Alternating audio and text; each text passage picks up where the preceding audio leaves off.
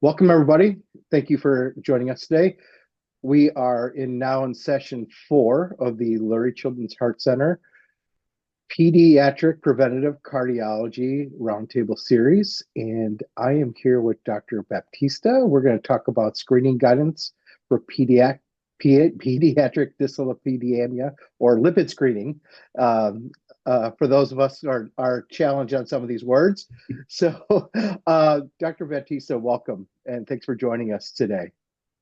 Sure. Yeah. I'm Guy Baptista.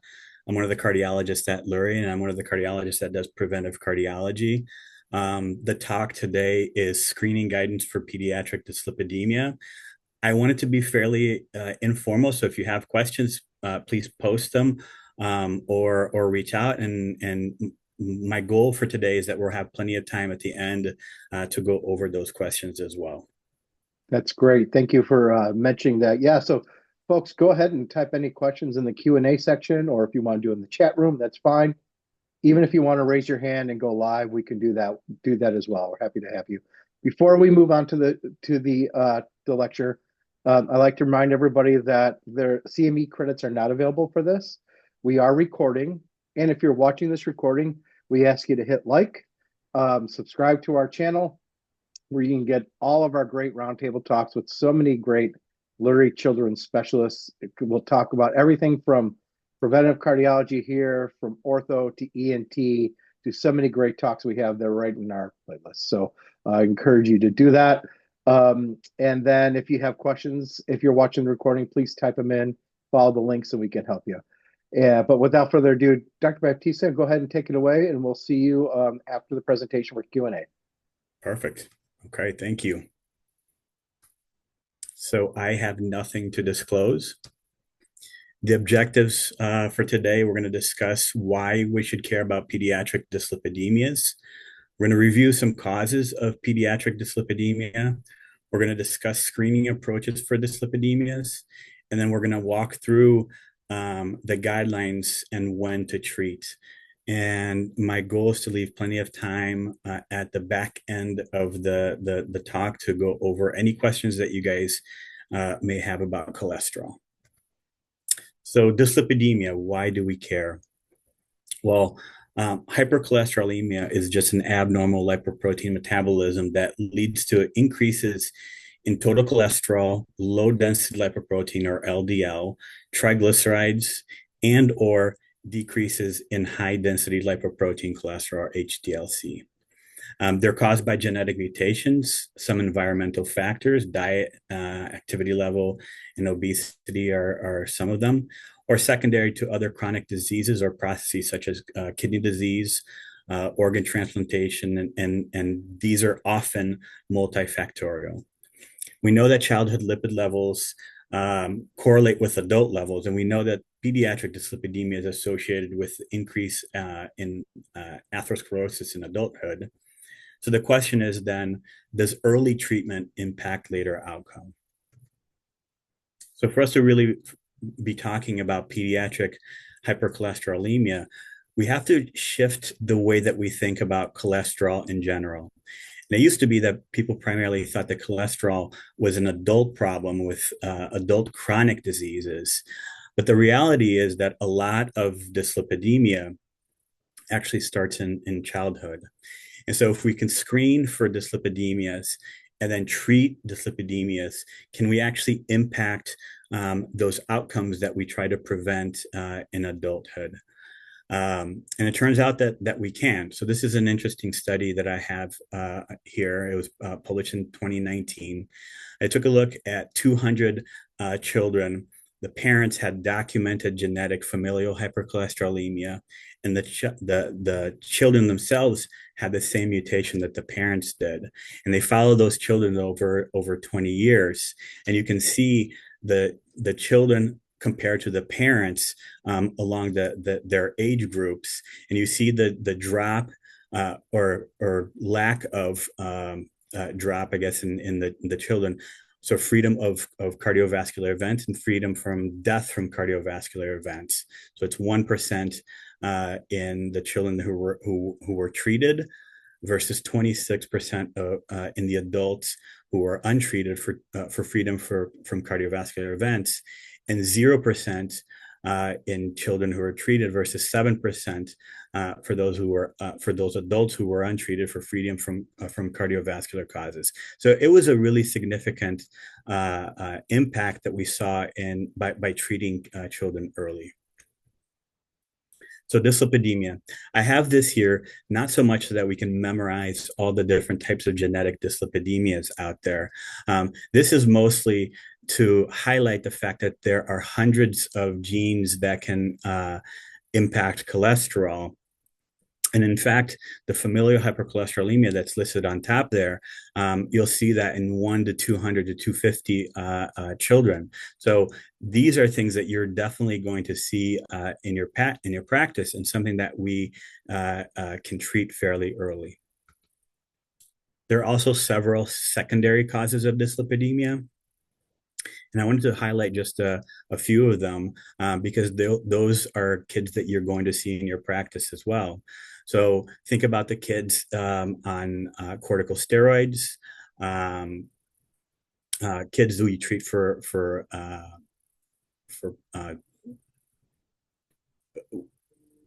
kids that you treat kind of with Accutane. They can have elevated triglycerides.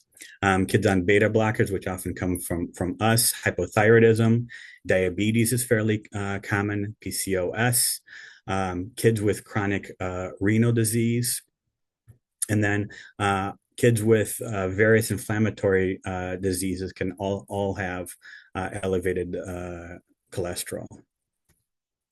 And then that third bucket that I have here are kind of environmental factors. And I've highlighted obesity. And the reason why I did that is that you see kind of a shift in dyslipidemia patterns from kind of that genetic predisposition to more environmental factors. And in fact, we're seeing more and more of kids with this pattern of dyslipidemia in our clinic. And they usually come in with moderate to severe elevations in triglycerides, mild elevation in LDL-C, and low high density lipoprotein. That pattern we know is associated with atherosclerosis independently of all the other factors that we see in obesity. So in screening, we used to do selective screening. So you think about doing screening in kids who have family members that have heart disease. But as it turned out, we were missing about 30 to 60% of children with dyslipidemia by doing that. So more recently, we've started doing universal screening, and now all children get screened at some point in their life. And the age of when they're screened depends a little bit on their risk factors. One point that I like to bring out is that recently there was a U.S. Preventive Services Task Force recommendation that saw insufficient data to recommend for or against screening, which I thought was a little bit unfortunate, because I think that the evidence is actually fairly strong for screening, and we can do a lot of good by catching these kids early. So the ages that we screen are here in this slide, and they're probably really relevant for your clinical practice. So there's no lipid screening whatsoever from birth to 24 years of age. The kid's cholesterol just hasn't settled into kind of what's going to be their baseline at that point. There's no routine screening from 24 months to 8 years of age, but there is screening from 2 to 8 years of age and 12 to 17 years of age in kids that are high-risk patients. And we'll talk about some of the risk factors in a little bit. Those kids get a fasting lipid profile. Then there's universal screening from 9 through 11 years of age. So you think about it before puberty. And again, at 18 to 21 years of age, so after puberty. And you can do that with a non-fasting, non-HDL-C, or a fasting lipid profile, whatever is most convenient for you at that point. If you have a non-HDL-C that's greater than 145, or if you have an HDL-C that's less than 45, then you have to follow that up with a fasting lipid profile. So I would encourage you guys to read the guidelines, and I have the guidelines here on the screen. It's a really easy to follow through paper, and it does a really nice job of reviewing the risk factors and how to screen for hypertension, how to view and treat obesity, dyslipidemia. So it's a really well written paper that you can just target whatever section that you may be more interested in. When you finally do get the lipid results, let's go through kind of the numbers that I would use for you guys as norms, and so that you can review that with your families. So for LDL-C, less than 10 is the number that I would use. For triglycerides, you see that there are multiple numbers listed here, and I usually just round that up to about 100 for kids, because it's easy for the parents to remember. But knowing that as the kids get older, that number actually stretches up to as much as 150. And then at HDL-C, the number that we would target would be greater than 45. But these are some of the risk factors that we use, both to decide when to screen, but also when to treat as well. So family history obviously is very important. And we're talking about a parent, a grandparent, or aunt, or uncle that for males that are less than 55 and females that are less than 65 that have some history of cardiovascular disease, so myocardial infarctions, angina, or bypass or stents. You see here the high risk factors, and I guess the one that I would point out or highlight for you is a BMI greater than 97.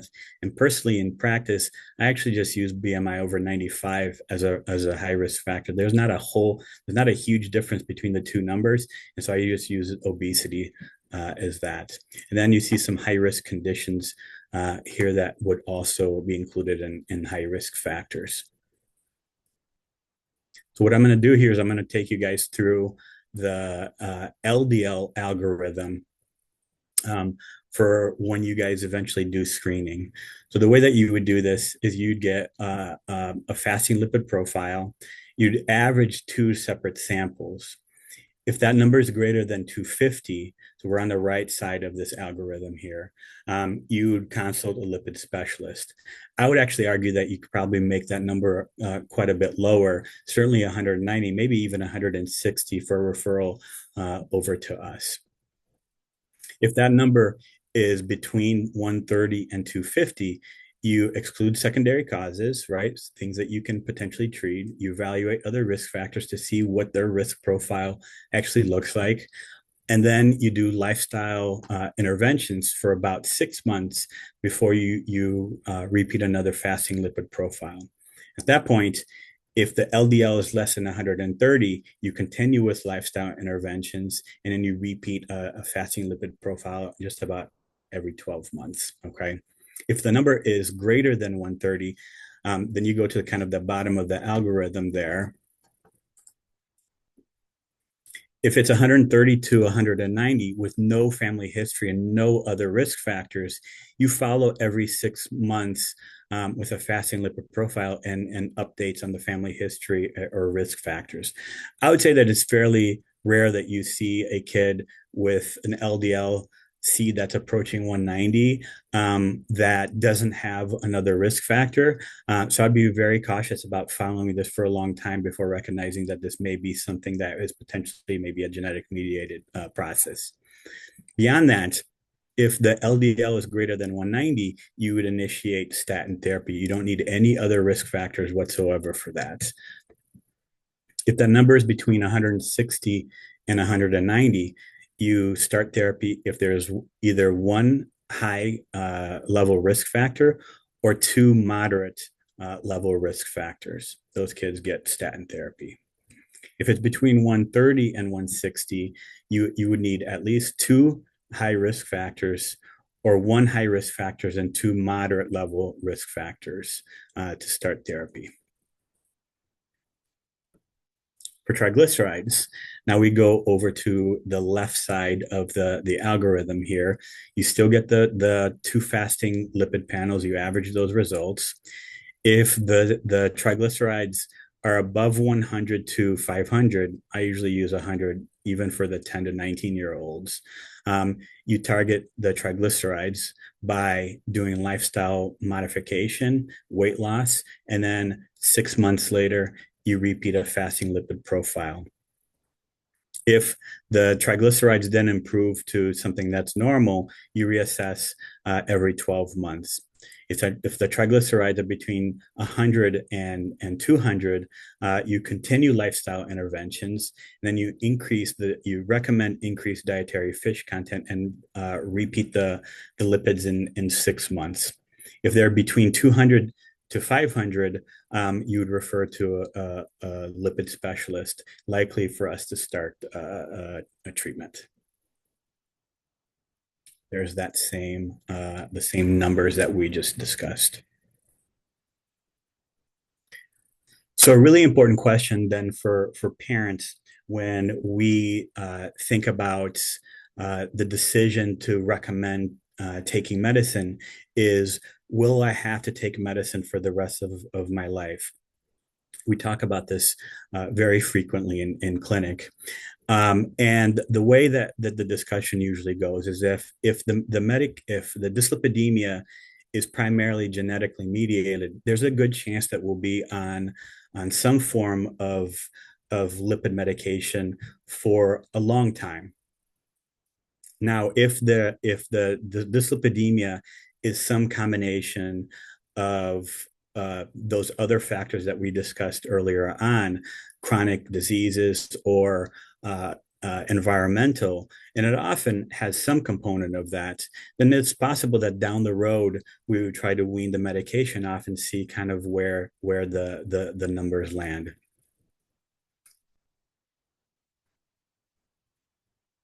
One of the really important factors that we mentioned earlier in the talk is obesity. I think that this slide is more of a call to action, a call for advocacy than anything else. And this is something that you guys are all well aware of as well. So dyslipidemia secondary to obesity is currently the majority of our new referrals. And we can certainly treat the dyslipidemia, or at least make things the cholesterol look a little bit better, but we have to address the primary cause. I don't like the families to think that we come to our clinic just so that we can start some medication and make these numbers look better. We actually should be focusing on overall cardiovascular health rather than simply dyslipidemia.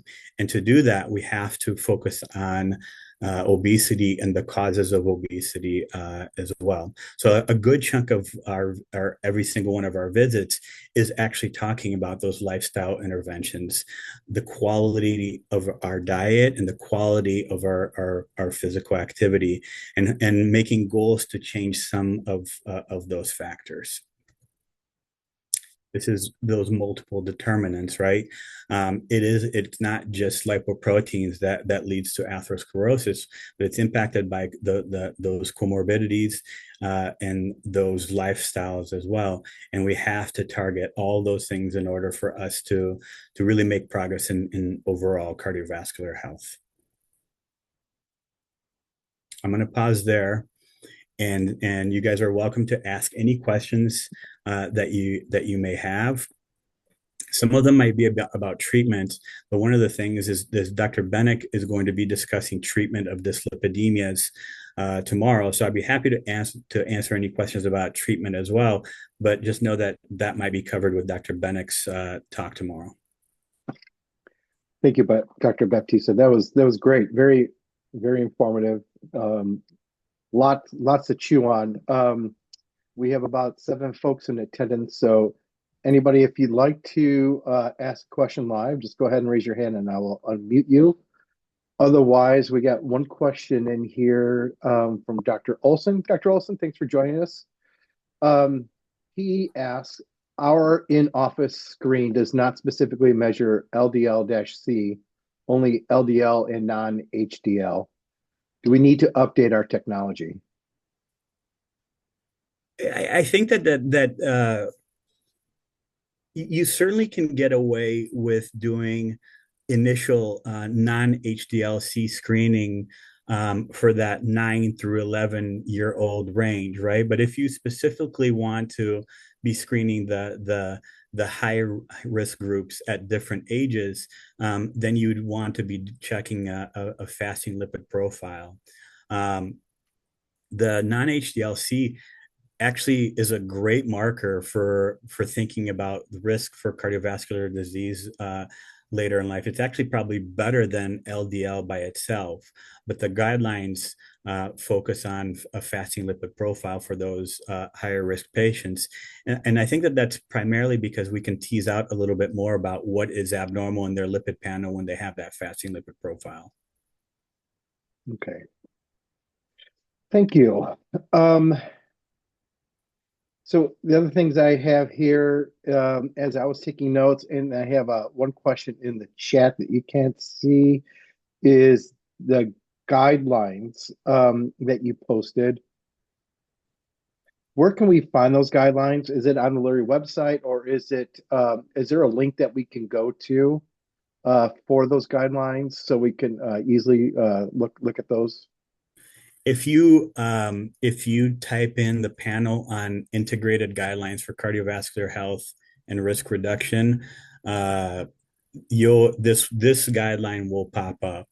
I even did that this morning to see if it would be available to everybody, and it's something that anybody can access. So you don't need an account or a subscription or anything. This is readily available online. Okay, that's great. For those of you who are going to watch this recording or watching the recording now, the link to that will be posted in the description area below, so you can click on that if you are interested. So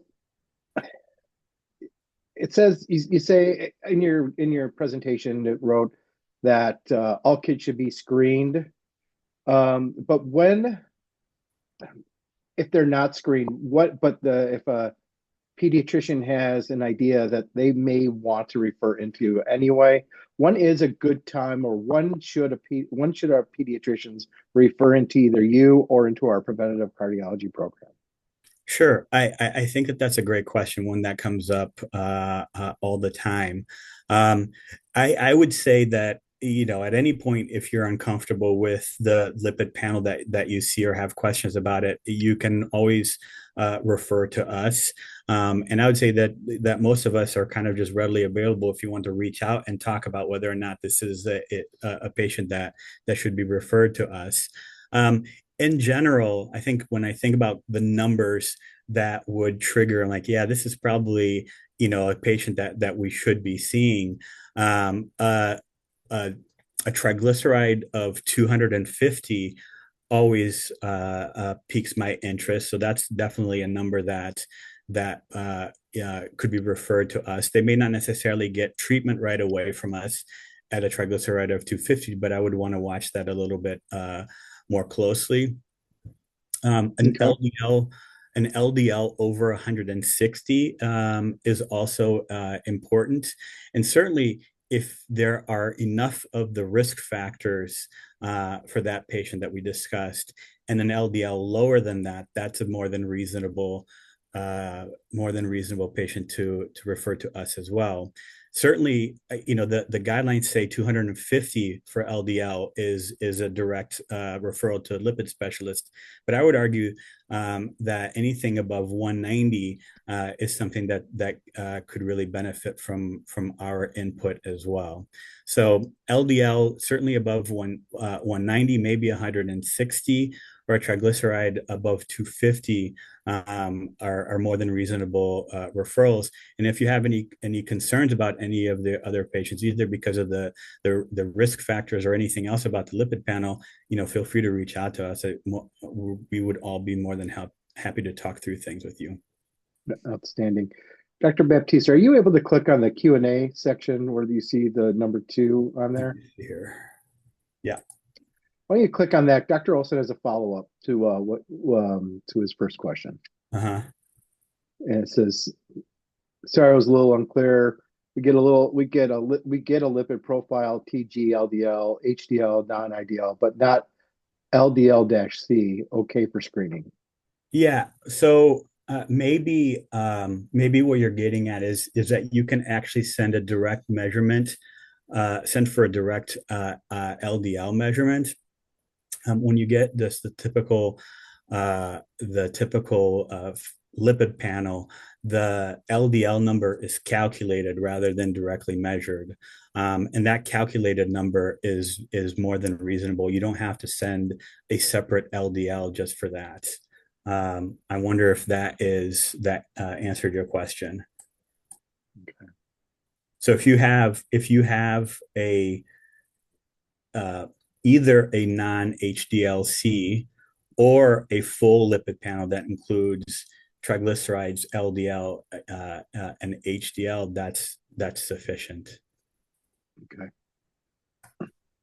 Dr. Batista, where are you seeing patients these days? Where are your clinics? Are you just at the main hospital, or are you at the outpatient center? So for our preventive cardiology clinics, I see patients at Lurie and at Grays Lake. And then we have a combined preventive cardiology clinic that is with multiple providers at the same time at Clark. So that's twice a month. Right. All right. And then for those of you who want that information, I'm going to go ahead and show my screen right now.